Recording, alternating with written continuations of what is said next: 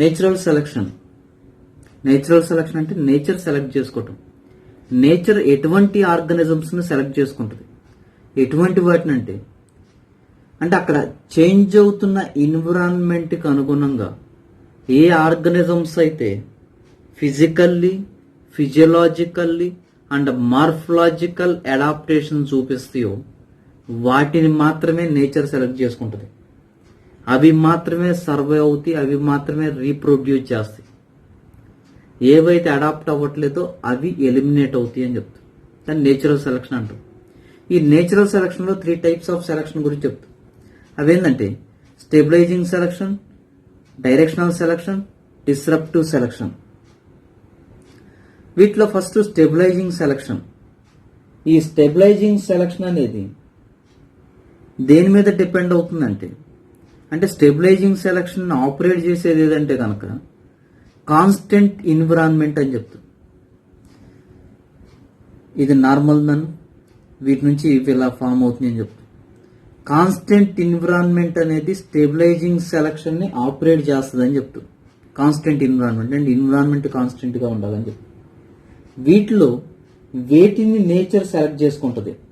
వేటిని select చేసుకుంటుందంటే average values మాత్రమే select చేసుకుంటుంది. మధ్యలో ఉన్నది యావరేజ్ వాల్యూ నన్ను. ఎక్స్ట్రీమ్ వాల్యూస్ ఏవైతే ఉన్నాయో 2 ends లో మనకేముంది అంటే ఎక్స్ట్రీమ్ వాల్యూస్ ఉన్నాయి. ఈ ఎక్స్ట్రీమ్ వాల్యూస్ ని సెలెక్ట్ చేసుకోదు నేచర్. ఓన్లీ యావరేజ్, ఓకేనా, యావరేజ్ ఆర్ నార్మల్ ఫీనోటైప్స్ ని మాత్రమే సెలెక్ట్ చేసుకుంటుంది. ఎక్స్ట్రీమ్ వేరియేషన్స్ వేట్లో అయితే ఉన్నాయో వాటిని సెలెక్ట్ చేసుకోవట్లేదు. అంటే దీనిలో 2 ends లో మనకేముందంటే ఎక్స్ట్రీమ్ వేరియేషన్స్ ఉన్నాయి. వీటిని నేచర్ సెలెక్ట్ చేసుకోవట్లా. ఓన్లీ యావరేజ్ వాల్యూస్ ని మాత్రమే సెలెక్ట్ చేసుకుంటుంది. వాటి యొక్క నంబర్ మాత్రమే ఇంక్రీజ్ అవుతుంది. 2 ends లో ఉన్న ఎక్స్ట్రీమ్ వాల్యూస్ ఏవైతే ఉన్నాయంటే ఎక్స్ట్రీమ్ వేరియేషన్స్ ఏవైతే ఉన్నాయో వేరియంట్స్ అంటాడు వాటిని నేచర్ సెలెక్ట్ చేసుకోవట్లేదన్న, ఎలిమినేట్ అవుతుంది ఈ 2 ends లో ఉన్నవి. ఓకేనా, దాన్ని స్టెబిలైజింగ్ సెలక్షన్ అంటారు. ఇక్కడ మనకి ఎగ్జాంపుల్ ఏం చెప్తారంటే ఇంగ్లాండ్లో బేబీస్ వెయిట్ గురించి చెప్తారు. పుట్టే పిల్లలు ఇంగ్లాండ్లో 8 lbs ఉన్న బేబీస్ మాత్రమే సర్వే అవుతున్నారని చెప్తారు. 7 ఉన్నా 9 ఉన్నా వాళ్ళు ఏంటంటే వీళ్ళు 7 ఉన్నారన్న, వీళ్ళు 9 ఉన్నారు వెయిట్. వీళ్ళిద్దరూ ఎక్స్ట్రీమ్ వేరియంట్స్ అంటారు. వీళ్ళని నేచర్ సెలెక్ట్ చేసుకోవట్లా. నేచర్ ఓన్లీ యావరేజ్ గా ఉన్న వాళ్ళని మాత్రమే సెలెక్ట్ చేసుకుంటుంది. 8 lbs ఉన్న వాళ్ళని మాత్రమే సెలెక్ట్ చేసుకుంటుంది. దీన్ని స్టెబిలైజింగ్ సెలక్షన్ అంటారు. తర్వాత ఇది నార్మల్ ఎన్విరాన్మెంట్ లో ఉన్నది. ఈ ఎన్విరాన్మెంట్ కాస్త ఇలా చేంజ్ అవుతుంది అంటాడు. ఇక్కడ ఏంటంటే డైరెక్షనల్ సెలక్షన్, ఒక డైరెక్షన్ నుంచి ఇంకో డైరెక్షన్ కి చేంజ్ అవుతుంది. దీనిలోకి వచ్చేసరికి ఇది దేని మీద డిపెండ్ అవుతుందంటే చేంజింగ్ ఎన్విరాన్మెంట్ మీద డిపెండ్ అవుతుంది. డైరెక్షనల్ సెలక్షన్ ఆపరేట్ చేసేది ఏదంటే కనుక చేంజింగ్ ఎన్విరాన్మెంట్, ఎన్విరాన్మెంట్ చేంజ్ అవుతుంది. చేంజ్ అవటం వల్ల డైరెక్షనల్ సెలక్షన్ ఒక ఎండ్ నుంచి ఇంకో ఎండ్ వైపుకి వెళ్ళిపోతుంది. ఇక్కడ ఒక ఎక్స్ట్రీమ్ వాల్యూని మాత్రమే సెలెక్ట్ చేసుకుంటుంది. ఇక్కడ ఒక ఎక్స్ట్రీమ్ వాల్యూని మాత్రమే. మిగిలిన ఎక్స్ట్రీమ్ వాల్యూస్ ఏవైతే ఉన్నాయో extreme value and average value వాటిని సెలెక్ట్ చేసుకోవట్లా.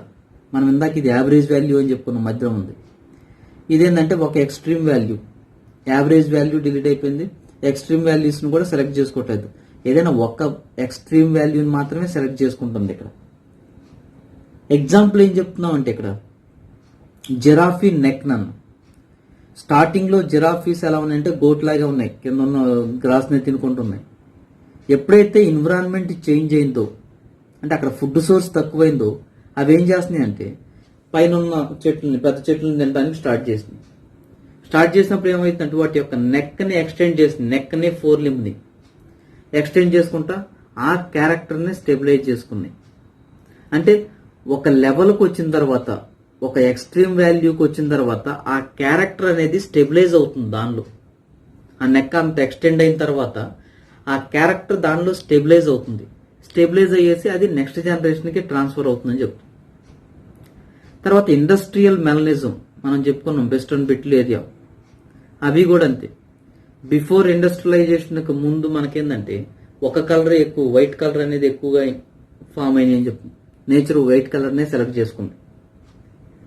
ఆఫ్టర్ ఇండస్ట్రియలైజేషన్ తర్వాత డార్క్ కలర్ని మాత్రమే సెలెక్ట్ చేసుకుంది నేచర్. తర్వాత ఇంకా ఎగ్జాంపుల్ ఏం చెప్తారంటే డిడిటి రెసిస్టెన్స్ అంటారు. పెట్స్ ఏవైతే ఉన్నాయో అవి డిటిటికి రెసిస్టెన్స్ని ఫామ్ చేసుకోవటం, అది కూడా ఈ డైరెక్షనల్ సెలక్షన్కి ఎగ్జాంపుల్ చెప్తాం. స్టెబిలైజింగ్ సెలక్షన్కి అదర్ నేమ్ ఏంటంటే సెంట్రిపెటల్ సెలక్షన్ అంటారు. నెక్స్ట్ సెలక్షన్ ఏంటంటే డిస్రప్టివ్ సెలక్షన్. ఇది డిస్రప్టివ్ సెలక్షన్ అని, దీన్ని సెంట్రిఫ్యూగల్ అని కూడా అంటాడు. సెంట్రిఫ్యూగల్ అంటున్నా, సెంట్రిపెటల్ అంటే కనుక స్టెబిలైజింగ్ సెలక్షన్, సెంట్రిఫ్యూగల్ అంటే కనుక డిస్రప్టివ్ సెలక్షన్ అని చెప్తాం. దీనిలో ఎన్విరాన్మెంట్ ఏమవుతుందంటే స్టార్టింగ్ లో హోమోజీనస్ ఎన్విరాన్మెంటే ఉండేది, అంటే ఎన్విరాన్మెంట్ నార్మల్ గానే ఉండేది స్టార్టింగ్ లో. తర్వాత హోమోజైగస్ ఎన్విరాన్మెంట్ కాస్త హెట్రోజైగస్ ఎన్విరాన్మెంట్ గా కన్వర్ట్ అవుతుంది. అంటే ఎన్విరాన్మెంట్ ఎప్పటికప్పుడు చేంజ్ అవుతూ ఉంటుంది. రెండు రకాల ఎన్విరాన్మెంట్లు కనిపిస్తున్నాయి. ఒకటి కోల్డ్ గా ఉంటే కనుక, ఒకటేమో హాట్ గా ఉందని ఎన్విరాన్మెంట్ కదా. అప్పుడు ఏమవుతుందంటే రెండు ఎండ్స్ వైపుకి వెళ్ళిపోతున్నాయి. ఇది ఇటువైపు వెళ్ళిపోతుంది, ఇది ఇటువైపు ఉంటుంది ఎన్విరాన్మెంట్. యావరేజ్ వాల్యూస్ ఏమవుతుందంటే ఇక్కడ ఎలిమినేట్ అయిపోతుంది అంటారు. అంటే యావరేజ్ వాల్యూస్ అంటే అటు కోల్డ్ గా ఉంటుంది, ఇటువైపు హాట్ గా ఉంటుంది, మధ్యలో ఉంది ఏంటంటే యావరేజ్ వాల్యూ. ఈ యావరేజ్ వాల్యూని నేచర్ సెలెక్ట్ చేసుకోవట్లా కదమ్మా. అంటే ఇక్కడ 2 పీక్స్ ఫామ్ అవుతున్నాయి. ఇక్కడ ఇదొక పీక్, ఇదొక పీక్, 2 పీక్స్ ఫామ్ అవుతున్నాయి ఇక్కడ. ఫర్ ఎగ్జాంపుల్ ఏం చెప్తారంటే మనకి డార్విన్ ఫించెస్ గురించి చెప్తారు. డార్విన్ ఫించెస్ అనేవి ఒక ఎన్విరాన్మెంట్ లో, అంటే ఒక దాని నుంచి మనకేమవుతుందంటే రకరకాలుగా స్పీసెస్ గా ఫామ్ అయినాయి. ఇక్కడ కూడా స్పీసియేషన్ అనేది జరుగుతుందని చెప్తారు. ఇదేమో కోల్డ్ ఎన్విరాన్మెంట్ కి అడాప్ట్ అవుతుంది, ఇవేమో హాట్ ఎన్విరాన్మెంట్ కి అడాప్ట్ అవుతుంది. అంటే మనకి ఇక్కడ ఏమవుతుంది 2 సపరేట్ స్పీసెస్ అనేది ఫామ్ అవుతుంది. అంటే స్పీసియేషన్ జరిగేది ఎక్కడంటే డిస్రప్టివ్ సెలక్షన్ లో స్పీసియేషన్ అనేది జరుగుతుందని చెప్తున్నాను. తర్వాత సన్ఫ్లవర్ గురించి చెప్తారు. సన్ఫ్లవర్ పాపులేషన్, కాలిఫోర్నియాలో సన్ఫ్లవర్ పాపులేషన్ ఒకటేమో ఈ ఎన్విరాన్మెంట్ కి అడాప్ట్ అవుతుంది, ఒకటేమో ఈ ఎన్విరాన్మెంట్ కి అడాప్ట్ అవుతుంది. అంటే స్టార్టింగ్ లో హోమోజైగస్ ఎన్విరాన్మెంట్ ఉండటం వల్ల మొత్తం నార్మల్ గానే ఉన్నాయి. సన్ఫ్లవర్ మొత్తం ఒకలాగే ఉంది. డార్విన్ ఫించెస్ ఒక ఏరియాలో ఉన్నప్పుడు నార్మల్ గానే ఉంది. ఎప్పుడైతే డిఫరెంట్ ఏరియాస్కి వెళ్ళిందో అక్కడ ఉండే హ్యాబిటేట్ డిఫరెంట్ గా ఉండటం వల్ల డిఫరెంట్ ఆర్గనిజమ్స్ గా ఫామ్ అయినాయి. ఇక్కడ కూడా ఎన్విరాన్మెంట్ లో చేంజ్ వచ్చింది, హెట్రోజైగస్ ఎన్విరాన్మెంట్. అందువల్ల అవేమవుతుందంటే డిఫరెంట్ గా ఫామ్ అయినాయి, అంటే స్పీసియేషన్ జరిగింది. ఇక్కడ యావరేజ్ వాల్యూస్ అనేవి ఎలిమినేట్ అయినాయి. 2 ఎండ్స్ లో ఉన్న వాల్యూస్ సెలెక్ట్ చేసుకున్నాయి. ఇక్కడ ఏంది 2 ఎండ్స్ లో ఉన్న వాల్యూస్ ఏంటంటే సెలెక్ట్ చేసుకోవాలా, ఓన్లీ యావరేజ్ వాల్యూ మాత్రమే సెలెక్ట్ చేసుకుంది స్టెబిలైజింగ్ సెలక్షన్ లో. దాన్ని సెంట్రిపెటల్ సెలక్షన్ అంటారు. ఇక్కడ సెంట్రిఫ్యూగల్ కి వచ్చేసరికి ఎక్స్ట్రీమ్ వాల్యూస్ మాత్రమే సెలెక్ట్ చేసుకునే తప్ప యావరేజ్ వాల్యూని సెలెక్ట్ చేసుకోవాలా కదమ్మా. అవి ఎగ్జాంపుల్స్ నేచురల్ సెలక్షన్ లో types. Gene flow or gene migration. Gene flow అంటే ఏం చెప్తాం అంటే movement of alleles from one population to another population. ఇది డోనార్ పాపులేషన్, ఇది రెసిపియంట్ పాపులేషన్. ఇక్కడ ఏమవుతుందంటే ఒక పాపులేషన్ నుంచి ఇంకో పాపులేషన్కి అలెల్స్ అనేవి ట్రాన్స్ఫర్ అవుతున్నాయి లేదా మైగ్రేట్ అవుతున్నాయి. ఎందుకంటే ఇంటర్బ్రీడింగ్ జరగటం, ఇంటర్బ్రీడింగ్ కోసం ఇక్కడ ఉండే ఆర్గనిజమ్స్ ఇటువైపు వెళ్తా ఉంటున్నాయి. అందువల్ల డోనార్ పాపులేషన్లోకి వచ్చేసరికి మనం ఏమంటాం ఎమిగ్రేషన్ అంటాం. EMI emigration. ఇక్కడ ఏమవుతుందంటే ఇమిగ్రేషన్, ఇమిగ్రేషన్ అంటున్నాం కదా. అంటే ఇక్కడ ఏమవుతుంది, ఇక్కడ నుంచి ఇటువైపు వెళ్ళిపోతుంది కాబట్టి ఇది ఎమిగ్రేషన్, ఎగ్జిట్ అయిపోతుంది కాబట్టి ఈ అనే వర్డ్ యూజ్ చేస్తాం. ఇక్కడికి వచ్చేసరికి ఇది రిసిపియంట్ పాపులేషన్, ఇది రిసీవ్ చేసుకుంటుంది కాబట్టి దీనిలోకి వస్తున్నాయి కాబట్టి దీన్ని ఇమిగ్రేషన్ అంటారు. ఇప్పుడు టోటల్గా డోనార్ పాపులేషన్లో మనకేంటంటే అలెల్స్ అనేవి తగ్గిపోతున్నాయి, ఎందుకంటే ఇక్కడ నుంచి వెళ్ళిపోతుంది కాబట్టి. రిసిపియంట్ పాపులేషన్లో కొత్త అలెల్స్ అనేవి యాడ్ అవుతున్నాయి, ఇక్కడ. అంటే టోటల్గా చూసుకుంటే gene flow or gene migration వల్ల రెండిట్లోనూ అలెలిక్ ఫ్రీక్వెన్సీలో చేంజెస్ వస్తాయి. డోనార్ పాపులేషన్లో తగ్గిపోతుంది, రిసిపియంట్ పాపులేషన్లో ఇంక్రీజ్ అవుతుంది. టోటల్గా చూసుకుంటే రెండిట్లోనూ అలెలిక్ ఫ్రీక్వెన్సీలో చేంజెస్ వస్తాయి జీన్ ఫ్లో వల్ల. అంటే రెండు పాపులేషన్లో ఎఫెక్ట్ అవుతున్నాయి అని చెప్తారు. జెనెటిక్ డ్రిఫ్ట్,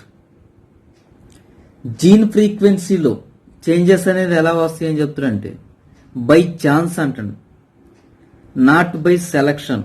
నేచురల్ సెలక్షన్ ద్వారా జీన్ ఫ్రీక్వెన్సీలో చేంజెస్ రావట్లా. దేని ద్వారా వస్తుందంటే బై ఛాన్స్. ఇది కూడా స్మాల్ పాపులేషన్లోనే జరుగుతుందని చెప్తాను. ఇది ఒరిజినల్ పాపులేషన్, వీళ్ళు స్మాల్ పాపులేషన్. వీళ్ళు బై ఛాన్స్ ఎవరైనా తొక్కేశారు, ఇన్సెక్ట్స్ అనుకున్నాను, ఇది ఎవరైనా తొక్కేశారు అనుకున్నాను, ఉన్నదే తక్కువ, ఇక్కడ ఏమవుతుంది 2 పోతుంది, ఇంకొకటే ఉంటుంది. అంటే ఏ జీనికైనా 2 అలెల్స్ ఉంటున్నాయి అని చెప్పుకుంటున్నాం. పర్టికులర్ అలెల్ మనకి ఎంత ఉందంటే 1% ఉంది. దాని యొక్క ఫ్రీక్వెన్సీ అంటే 0.01%, అంటే Q ఈజ్ ఈక్వల్ 0.01% అంట. 0.01 అంటున్నాను Q ఈజ్ ఈక్వల్ కదా. అంటే మనకి ఇక్కడ ప్రాబబిలిటీ ఆఫ్ లాసింగ్, అంటే మనకి ఏదైతే తక్కువగా ఉందో అలెల్, దాని యొక్క ప్రాబబిలిటీ, లాస్ అయ్యే ప్రాబబిలిటీ ఎంత ఉందని చెప్తారంటే స్మాల్ పాపులేషన్కే చాలా ఎక్కువ ఉందని చెప్తారు లాస్ అయ్యే ప్రాబబిలిటీ అనేది. అంటే ఫిక్స్ అవ్వటం, లాస్ అవ్వటం అనేది దేని మీద డిపెండ్ అవుతుందంటే పాపులేషన్ యొక్క సైజు మీద డిపెండ్ అవుతుంది. పాపులేషన్ సైజ్ ఎక్కువ ఉందనుకోండి, లాసింగ్ అనేది తక్కువ ఉంటుంది. పాపులేషన్ సైజ్ తక్కువ ఉంది ఇక్కడ, ఇవి బై ఛాన్స్ ఎలిమినేట్ అవ్వచ్చు. ఇంకా అక్కడ నుంచి ఒకరమ్మా ఎలిమినేట్ అయిపోతే ఇంకా దానికి సంబంధించిన అలెల్ అనేది ఇంకా ఆ పాపులేషన్లో ఉండదు. ఇది ఒరిజినల్ పాపులేషన్లో 3 ఉన్నాయి, న్యూ పాపులేషన్కి వచ్చేసరికి ఒకటే ఉంది, అది కూడా తర్వాత జనరేషన్కి వచ్చేసరికి ఎలిమినేట్ అయిపోద్ది. అంటే బై ఛాన్స్ ఎక్కువ అవకాశం ఉంది ఎలిమినేట్ అవటానికి స్మాల్ పాపులేషన్లో. ఫిక్స్ అవటం, లాస్ అవటం అనేది మనకి పాపులేషన్ సైజ్ మీద డిపెండ్ అవుతుందండి. ఫిక్స్ అయితే PRQ = 1 అంట, లేదా లాస్ అయితే కనుక అంటే ఎలిమినేట్ అయితే PRQ = 0 అని చెప్తాం. ఈ జెనెటిక్ డ్రిఫ్ట్ ని ఎక్స్ప్లెయిన్ చేయడం కోసం మనకి founders effect, bottle neck effect ఉన్నాయి. ఫౌండర్ ఎఫెక్ట్, ఫౌండర్ ఎఫెక్ట్ లోకి వచ్చేసరికి మనకి ఏం చెప్తామంటే వీళ్ళు ఒరిజినల్ పాపులేషన్స్ అంటే యాన్సెస్టర్ నుంచి ఒక గ్రూప్ ఐసోలేట్ అయింది, వీళ్ళని ఫౌండర్స్ అంటాడు. ఐసోలేట్ అయిన గ్రూప్ ని ఫౌండర్స్ అంటాడు. వీళ్ళ మధ్య ఇంటర్బ్రీడింగ్ జరగటం వల్ల న్యూ పాపులేషన్ అనేది ఫామ్ అయింది. అంటే ఒరిజినల్ పాపులేషన్ యాన్సెస్టర్స్ లో అన్ని రకాల బ్లడ్ గ్రూప్స్ ఉన్నాయి. ఫర్ ఎగ్జాంపుల్ ఏంటంటే రెడ్ ఇండియన్స్ గురించి చెప్తాను నేను. వీళ్ళ యొక్క ఒరిజినల్ పాపులేషన్ అన్ని రకాల బ్లడ్ గ్రూప్స్ ఉన్నాయి. ఐసోలేట్ అయిన పాపులేషన్ లో ఓన్లీ ఓ బ్లడ్ గ్రూప్ వాళ్ళు మాత్రమే ఐసోలేట్ అయ్యారు, బై ఛాన్స్ అంటారు. అది వీళ్ళ ఫౌండర్స్ అన్నాడు. ఈ ఫౌండర్స్ మధ్య ఇంటర్బ్రీడింగ్ జరగటం వల్ల వచ్చే న్యూ పాపులేషన్ ఏదైతే ఉందో వాళ్ళందరికీ కూడా ఓ పాజిటివే ఉంది. అందుకే రెడ్ ఇండియన్స్ లో ఓ పాజిటివ్ అనేది డామినెంట్ అంటారు వీళ్ళు. కదమ్మా, ప్రిడామినెంట్ అంటే ఎక్కువగా ఉందని చెప్తారు వాళ్ళు, డామినెంట్ గా ప్రిడామినెంట్ అంటారు. అంటే మనకి ఇక్కడ కంపారిజన్ చేసినప్పుడు న్యూ పాపులేషన్ ఫౌండర్స్ కి సిమిలర్ గా ఉన్నారు, ఎక్కువ సిమిలారిటీ ఉంది వీళ్ళలో. ఎవరితో కంపారిజన్ చేసినప్పుడు ఒరిజినల్ పాపులేషన్స్ తో పోల్చినప్పుడు, అంటే వాటి యొక్క యాన్సెస్టర్స్ తో కంపారిజన్ చేసినప్పుడు న్యూ పాపులేషన్ ఫౌండర్స్ కి ఎక్కువ రిసెంబుల్ గా ఉన్నారని చెప్తారు. Next bottleneck effect. ఎక్కడేందంటే ఎర్త్ క్వాక్స్ గురించి చెప్తున్నాను. నేచురల్ కెలామిటీస్ వల్ల ఇవి జరుగుతుందని చెప్తారు వీళ్ళు. ఇక్కడ వీళ్ళు ఒరిజినల్ పాపులేషన్ అంటే ఎర్త్ క్వాక్స్ కానీ ఫ్లడ్స్ కానీ వచ్చినప్పుడు, అంటే టోటల్ పాపులేషన్ ఉన్నారన్న చాలా మంది వరకు చనిపోతున్నారు ఈ పాపులేషన్లో. కొంతమంది మాత్రమే సర్వే అవుతున్నారు. సర్వే అయిన వాళ్ళు వీళ్ళ మధ్య ఇంటర్బ్రీడింగ్ జరుగుకొని న్యూ పాపులేషన్ ఫామ్ అవుతుంది. అంటే original population floods, earth quacks వచ్చినప్పుడు ఒరిజినల్ పాపులేషన్ చాలా వరకు చనిపోతున్నారు, కొంతమంది మాత్రమే సర్వే అవుతున్నారు. ఎందువల్లంటే వాళ్ళలో జెనెటికల్ అడాప్టేషన్స్ అనేవి ఉన్నాయి. వీళ్ళ మధ్య ఇంటర్బ్రీడింగ్ జరగడం వల్ల మనకి న్యూ పాపులేషన్స్ అనేవి వచ్చారని చెప్తారు. ఇక్కడ మనకి ఎగ్జాంపుల్ ఏం చెప్తారంటే యుఎస్ఏలో పాలీడాక్టైలిక్ డ్వార్ఫ్ ఇండివిడ్యువల్స్ వీళ్ళు ఏంటంటే అమిష్ పాపులేషన్ అనే ఒకటి ఉన్నాను. వాళ్ళు ఉండే వాళ్ళంతా ఏంటంటే పాలీడాక్టైలిక్ అంటే ఫింగర్స్ ఏంటంటే 5 ఫింగర్స్ కాకుండా ఎక్కువ ఫింగర్స్ ఉంటున్నాయి వాళ్ళకి. డ్వార్ఫ్ ఇండివిడ్యువల్స్ అనేవాళ్ళు బిఫోర్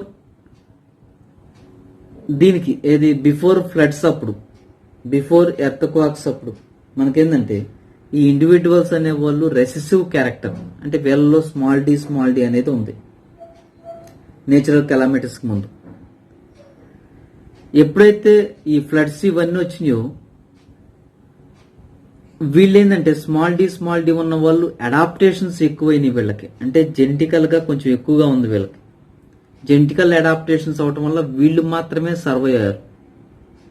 ఇదేంటంటే బిఫోర్ నేచురల్ కెలామిటీస్, ఇది ఆఫ్టర్ నేచురల్ కెలామిటీస్. దీనిలో ఇప్పుడు ఒరిజినల్ పాపులేషన్ లో వీళ్ళు సర్వైవ్ అయిన వాళ్ళు తక్కువ మందే ఉన్నారు. అంటే వీళ్ళు ఏంటంటే రెసెసివ్ వీళ్ళంతా. ఎప్పుడైతే ఎర్త్క్వాక్స్ ఇవన్నీ వచ్చినాయో దాని తర్వాత ఈ పాపులేషన్ అంతా చనిపోయిందన్న మిగిలిన వాళ్ళు సర్వైవ్ అయిన వాళ్ళు ఏంటంటే నెక్స్ట్ జనరేషన్ ఫామ్ చేశారు వచ్చిన వాళ్ళు.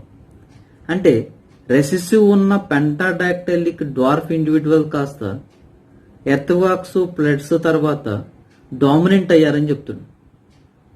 అంటే వీళ్ళల్లో అంటే రెసెసివ్ అంటే స్మాల్ డి తర్వాత హెట్రోజైగస్ కండిషన్ క్యాపిటల్ డి వాళ్ళంతా ఎలిమినేట్ అయిపోయారు. ఓన్లీ క్యాపిటల్ డి ఉన్న వాళ్ళు మాత్రమే సర్వైవ్ అయ్యారని చెప్తారు. వీటిలో దాన్ని మాత్రమే నేచర్ సెలెక్ట్ చేసుకుందని చెప్తారు కదమ్మా. అంటే ఈ అమిష్ పాపులేషన్ వాళ్ళు పెంటాడాక్టైల్ డ్వార్ఫ్ ఇండివిడ్యువల్స్ వాళ్ళు ఫస్ట్ లో చాలా తక్కువగా ఉన్నారు, తర్వాత ఏరియా అంతా వీళ్ళే ఎక్కువ ఆక్యుపై చేశారని చెప్తున్నారు. అంటే జెనెటికల్ గా మోడిఫికేషన్ చేసుకున్నారు వీళ్ళు. అది బాటిల్ నెక్ ఎఫెక్ట్. స్పీసియేషన్ అంటే స్పీసెస్ ఫామ్ అవుతున్నాను. అంటే ఒక స్పీసెస్ నుంచి 1 or more డిఫరెంట్ స్పీసెస్ కనుక ఫామ్ అయితే దాన్ని ఏమంటుంటే స్పీసియేషన్ అంట. దీనిలో ఎనార్జెన్సిస్, క్లాడోజెన్సిస్. ఎనార్జెన్సిస్ మనం ఏమంటాం అంటే పైలిటిక్ ఎవల్యూషన్ అంటాం. అంటే ఇక్కడ ఏం చెప్తున్నాం అంటే ఎనార్జెన్సిస్ లో evolution of new species in single lineage. ఇక్కడ ఏమవుతుందంటే ఇది ఏ స్పీసెస్ నన్ను దీని నుంచి బి స్పీసెస్ అనేది వచ్చింది. అంటే ఇక్కడ సింగిల్ లీనియేజ్ ద్వారా ఒక స్పీసెస్ నుంచి ఇంకో స్పీసెస్ మాత్రమే ఫామ్ అవుతుంది. దీన్ని ఏమంటే ఎనార్జెన్సిస్ ఆర్ పైలిటిక్ ఎవల్యూషన్ అంటారు. అలా కాకుండా స్పీసెస్ అనేది ఏమవుతుందంటే అంటే ఒక స్పీసెస్ నుంచి 2 or more స్పీసెస్ అనేవి ఫామ్ అవుతున్నాయి. అంటే 2 లీనియేజెస్ ఫామ్ అవుతున్నాయి అని చెప్తారు. ఇది ఏ స్పీసెస్, ఏ నుంచి బి స్పీసెస్ ఇంకో స్పీసెస్ వస్తుంది, దాని నుంచి ఇంకో స్పీసెస్ వస్తున్నాయి. అంటే ఏ నుంచి 2 or more డిఫరెంట్ స్పీసెస్ వస్తే కనుక దాన్ని ఏమంటే క్లాడోజెన్సిస్ అంటారు కదా. డార్విన్ ఫించెస్ మనకు అలాగే వచ్చినాయి, ఒక స్పీసెస్ నుంచి డిఫరెంట్ స్పీసెస్ వచ్చినాయి. క్లాడోజెన్సిస్ ఆర్ డైవర్జెంట్ ఎవల్యూషన్ అంటారు దీన్ని. ఇంకోటి ఏంటంటే allopatric speciation, sympatric speciation. Allopatric speciation అంటే మనం ఏం చెప్తున్నాం అంటే ఇక్కడ జియోగ్రఫికల్ ఐసోలేషన్ వల్ల ఇదొక ఏరియానన్నా ఇదొక ఏరియా. ఇక్కడ ఏంటంటే జియోగ్రఫికల్ బ్యారియర్స్ ఉంటున్నాయి. జియోగ్రఫికల్ బ్యారియర్స్ వల్ల వీటి మధ్య మైగ్రేషన్ ఏమీ లేదు కాబట్టి ఇదొక స్పీసెస్ గా కన్వర్ట్ అవుతుంది, ఇదొక స్పీసెస్ గా కన్వర్ట్ అవుతుంది కదమ్మా. జియోగ్రఫికల్ డ్రిఫ్ట్ అంటాడు. అంటే ఏమవుతుందంటే కాంటినెంటల్ డ్రిఫ్ట్ మనకు అటు ఇటు డివైడ్ అవటం వల్ల ఫస్ట్ లో మనకేంటంటే ఒకటే స్పీసెస్ ఉంది, ఇది డివైడ్ అవటం వల్ల ఏమవుతుందంటే ఈ మధ్యలో మనకు జియోగ్రఫికల్ బ్యారియర్స్ ఉన్నాయి. ఈ జియోగ్రఫికల్ బ్యారియర్స్ వల్ల సేమ్ పాపులేషన్ ఏమవుతుందంటే ఐసోలేట్ వేసి వాటి మధ్య ఇటు మధ్య ఎటు వెళ్ళట్లేదు. ఫర్ ఎగ్జాంపుల్ ఇండియా, శ్రీలంక మధ్యలో జియోగ్రఫికల్ బ్యారియర్ ఉన్నాయి. అటు యానిమల్స్ ఇటు రావు, ఇటు యానిమల్స్ అటు రావు. అందువలన రెండు కలిపేసి ఏమవుతుందంటే మనకి సపరేట్ ఎన్విరాన్మెంట్ కి ఇది ఎన్విరాన్మెంట్ కి అడాప్ట్ అవుతుంది, ఇది ఇక్కడ నుండి ఎన్విరాన్మెంట్ కి అడాప్ట్ అవుతుంది. దీనివల్ల స్పీసియేషన్ అనేది ఫామ్ అవుతుంది. అంటే జియోగ్రఫికల్ బ్యారియర్స్ వల్ల స్పీసియేషన్ జరిగితే కనుక దాన్ని అల్లోపాట్రిక్ స్పీసియేషన్ అంటారు. సింపాట్రిక్ స్పీసియేషన్ ఇక్కడ ఏంటంటే సేమ్ హ్యాబిటేట్ లోనే ఉంటుంది, వాటి మధ్య ఇంటర్బ్రీడింగ్ జరుపుకునే క్యాపబిలిటీ కూడా ఉంటుంది. కానీ ఇంటర్ బ్రీడింగ్ అనేది జరగట్లా.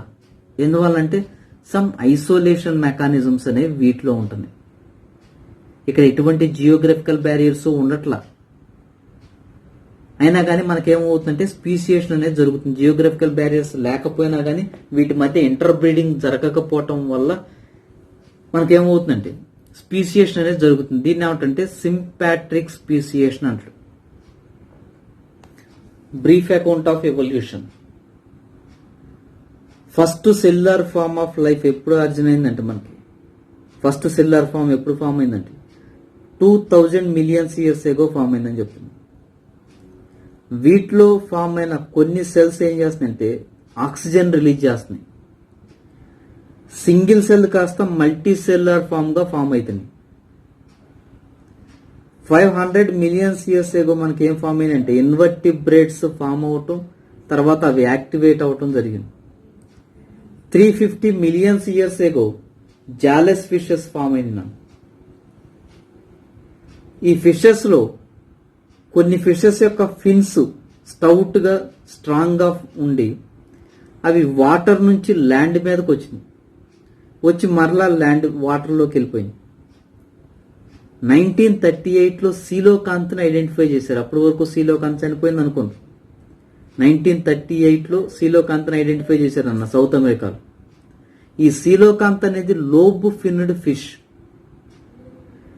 సీలోకాంత్ లోబ్ ఫిన్డ్ అంటే మనం ఆల్రెడీ ఫస్ట్ ఇయర్ చెప్పుకున్న ఫిషెస్ దగ్గర. ఈ సీలోకాంత్ అనేది వేటికి యాన్సిస్టర్స్ అంటే ఫ్రాగ్స్ కి సాల్మండర్స్ కి యాన్సిస్టర్స్ అని చెప్తాం. యాంఫిబియన్స్ అనేవి మనకి ల్యాండ్ వాటర్ రెండిట్లో ఉంటున్నాయి కాబట్టి వీటిని యాంఫిబియస్ అంటారు. ఫస్ట్ యాంఫిబియన్స్ ల్యాండ్ వాటర్ మీద వచ్చినాయి. ఎక్కడి నుంచి ఫామ్ అయినంటే మనకి ఫిషెస్ నుంచే యాంఫిబియన్స్ ఫామ్ అయింది. యాంఫిబియన్స్ నుంచి రెప్టైల్స్ ఫామ్ అయింది. 320 మిలియన్స్ ఇయర్స్ ఎగో మనకే ఫామ్ అయినంటే సీవీడ్స్ అండ్ ఫ్యూ ప్లాంట్స్ ఆ టైంకే వచ్చేసినాయి. అవి 320 మిలియన్స్ ఇయర్స్ కదా. ఫస్ట్ ల్యాండ్ మీద ఉన్న ఆర్గనిజం ఏదంటే ప్లాంట్స్ అని చెప్తున్నాను. ఫస్ట్ ల్యాండ్ మీదకి వచ్చింది ప్లాంట్స్. 200 మిలియన్స్ ఇయర్స్ ఎగో రెప్టైల్స్ వాటి యొక్క షేప్ ని సైజ్ ని చేంజ్ చేసుకున్నాయి.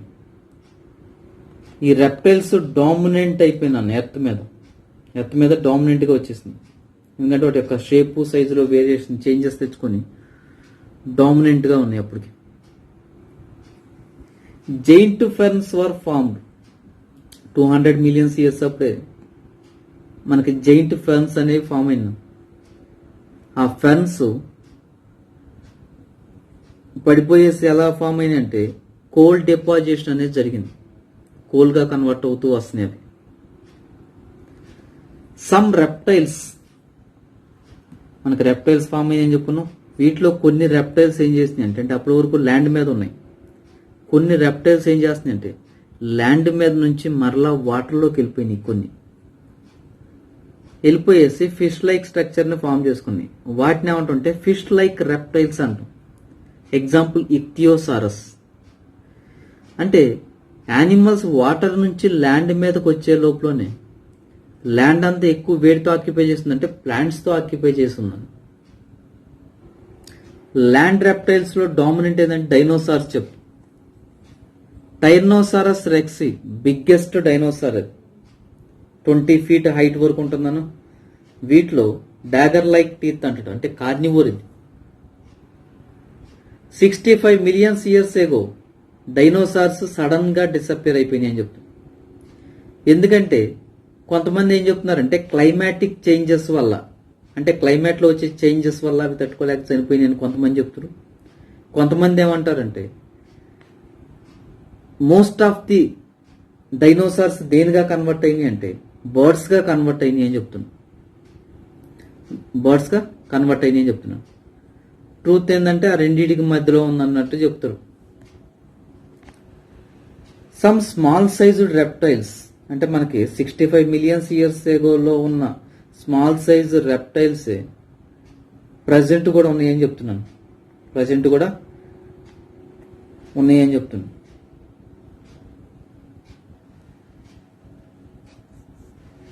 ఇప్పుడు మనకి ప్లసెంటల్ మ్యామల్స్కి వచ్చేసరికి అంటే మనకి మ్యామల్స్కి వచ్చేసరికి ఏం చెప్తున్నాం అంటే వివి ప్యారస్కి వచ్చేసరికి వివి ప్యారస్ యొక్క యంగ్ వన్స్ మదర్ లోపలే ప్రొటెక్ట్ చేయబడుతుంది.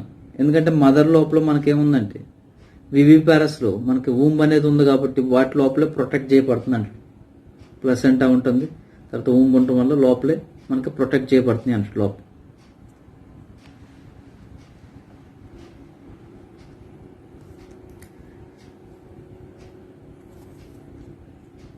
ఇన్ సౌత్ అమెరికాలో మ్యామల్స్కి రిసెంబుల్గా ఉండేది ఏంటంటే హార్స్, హిప్పోపటమస్, బేర్, తర్వాత ర్యాబిట్స్ ఇవన్నీ ఉన్నాయి అని చెప్తున్నాను సౌత్ అమెరికాలో.